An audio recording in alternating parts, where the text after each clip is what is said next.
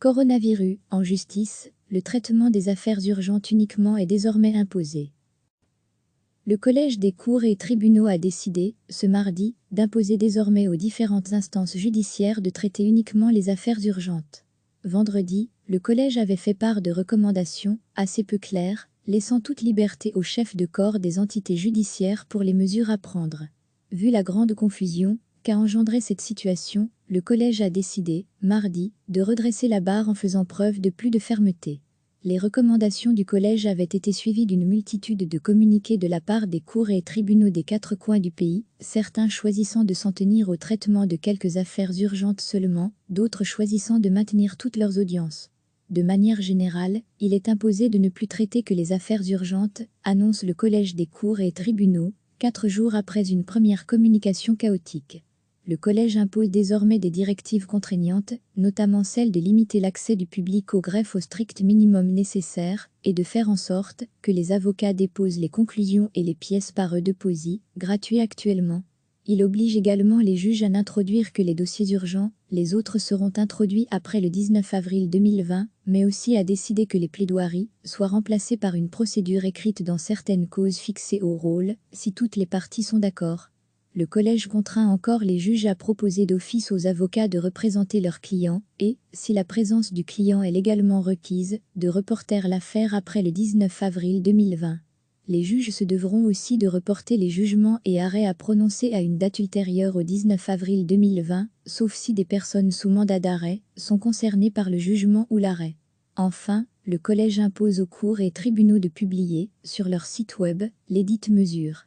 Dans un souci d'uniformité, ces lignes directrices obligatoires priment sur toute mesure contradictoire prise par les comités de gestion, affirme encore le Collège, qui se fait cette fois plus autoritaire, compte tenu de l'urgence d'adopter des mesures strictes, cohérentes et communes au sein de la justice.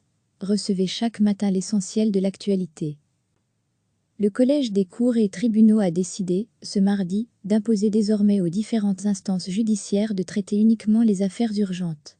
Vendredi, le Collège avait fait part de recommandations, assez peu claires, laissant toute liberté aux chefs de corps des entités judiciaires pour les mesures à prendre. Vu la grande confusion qu'a engendré cette situation, le Collège a décidé, mardi, de redresser la barre en faisant preuve de plus de fermeté.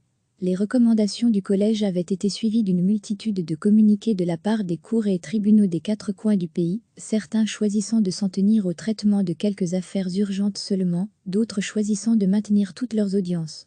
De manière générale, il est imposé de ne plus traiter que les affaires urgentes, annonce le Collège des cours et tribunaux, 4 jours après une première communication chaotique.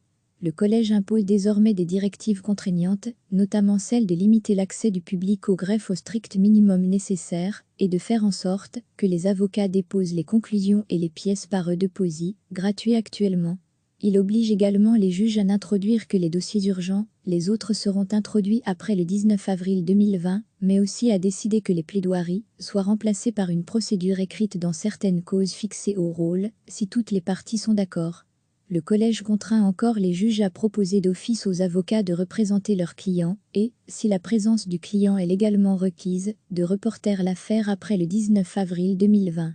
Les juges se devront aussi de reporter les jugements et arrêts à prononcer à une date ultérieure au 19 avril 2020, sauf si des personnes sous mandat d'arrêt sont concernées par le jugement ou l'arrêt. Enfin, le Collège impose aux cours et tribunaux de publier, sur leur site web, lesdites mesures. Dans un souci d'uniformité, ces lignes directrices obligatoires priment sur toute mesure contradictoire prise par les comités de gestion, affirme encore le Collège, qui se fait cette fois plus autoritaire, compte tenu de l'urgence d'adopter des mesures strictes, cohérentes et communes au sein de la justice. Cliquez sur s'abonner pour recevoir les dernières nouvelles.